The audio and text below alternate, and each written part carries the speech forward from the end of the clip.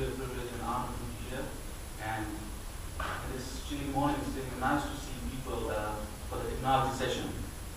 So basically,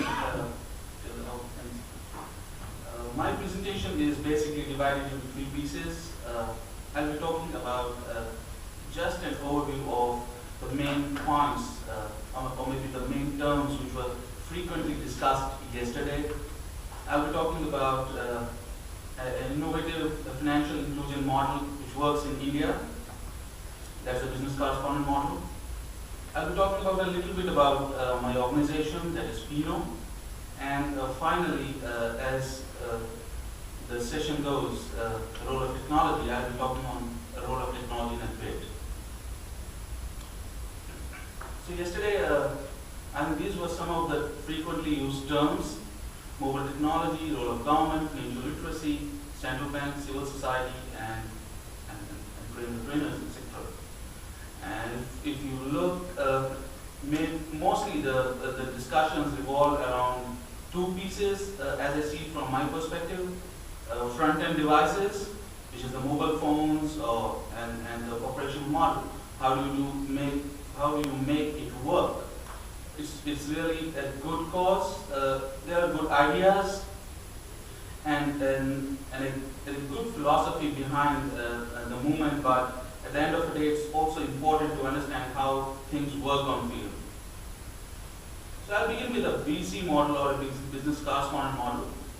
So basically, in 2006, the government of India suggested Reserve Bank of India, which is a central bank, to look into agency banking model.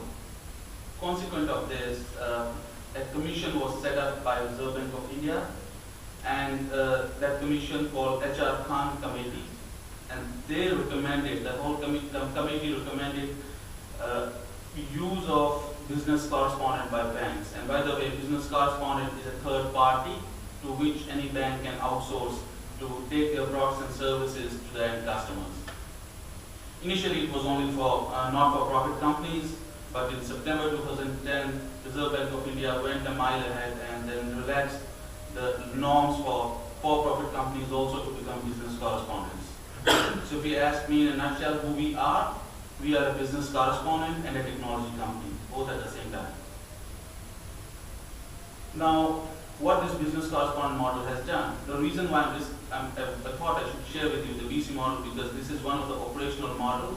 It's one of the vehicles which child finance can use to implement the various questions which we are trying to solve for inclusion of children into financial FI domain. So you see, India has something about 600,000 villages, out of which barely 1 year back there were just 30,000 villages which had any bank branch. Today there are 107,000 villages with a banking infrastructure available at the branch. Now, how it was done, important is to understand and realize the role of business correspondents. There are about 72 million, 71.9 exactly, number of no-frills accounts. These are the no-frills savings accounts opened by various banks, out of which more than 72% have been opened by business correspondents. And business correspondents came into picture just 5 years back. And if you see on the right-hand side of the slide, the green color clearly shows the number of business correspondents, which basically outnumber the number of branches as well in some places. Just in a sort of disruptive one. I invited these nice people on stage, but I realized that maybe they're connected to it. So why don't we put presentations move around? Oh, yeah, that's good. Coming to FINO, the organization where I come from, is basically a business and banking technology platform, which also offers delivery channels to banks. A quick snapshot. We are a very small company. As I told you, founded in 2006. Today we serve more than 47 million customers, all of them in rural areas. And the model is fairly simple. We use banking agents, and CGAP sometimes in 2010 mentioned in one of the reports that FINO is the world's largest agent banking manager. So today we have about 27,000 agents spread across 414 districts out of 640 total districts in India. We work with all major banks, governments, and on an average we add every month about 1 million new unbanked and underbanked masses into banking fold.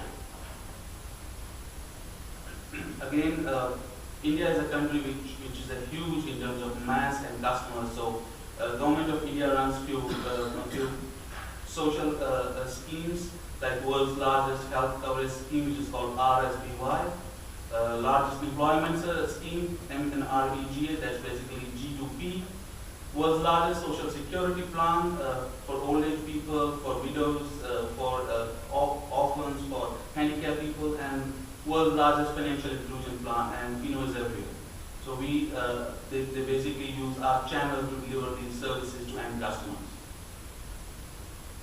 So the question why, the reason why I thought maybe it would be nice to share two sides on FINO, because important question when we talk about child finance is capacity to deliver on ground.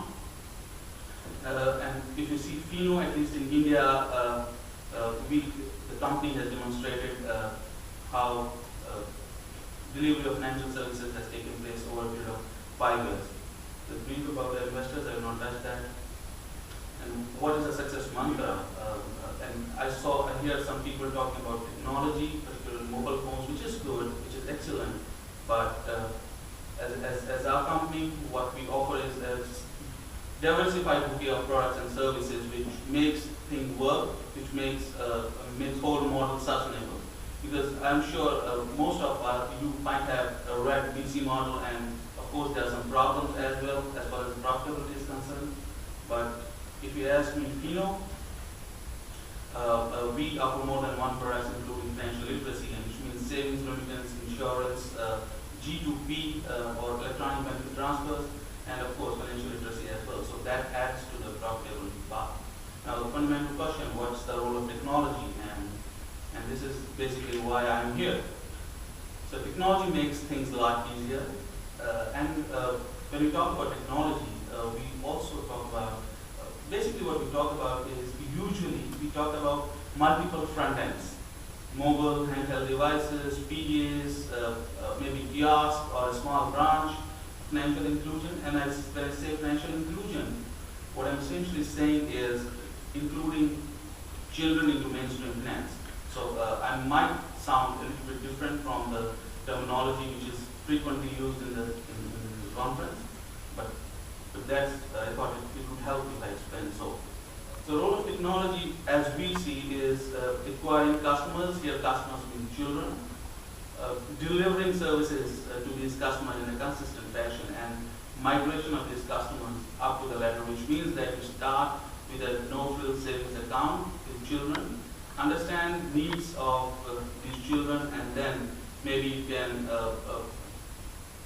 serve them with more customized products and services. And here is the role play of technology. This is exactly the same what we have done to unbanked and underbanked core in India, and it's similar for, if you take the same model of how technology can be used to the children for school banking, I see this would be a role where technology can play. As already discussed, since market is huge, I think in India there were more than 3 million children who are, the population is more than 3 million, and by 2020 we are going to be more than 40% of population is going to be youth. So there's a huge possibility and there's a huge prospect for child banking, and since the market is very huge, there's a room for multiple devices, multiple technologies at front end. Now finally, summing up some of our customers, locations, we are based out of Mumbai and with the regional offices across India. I think this is my final slide. With this, I sum up my presentation. Thank you so much.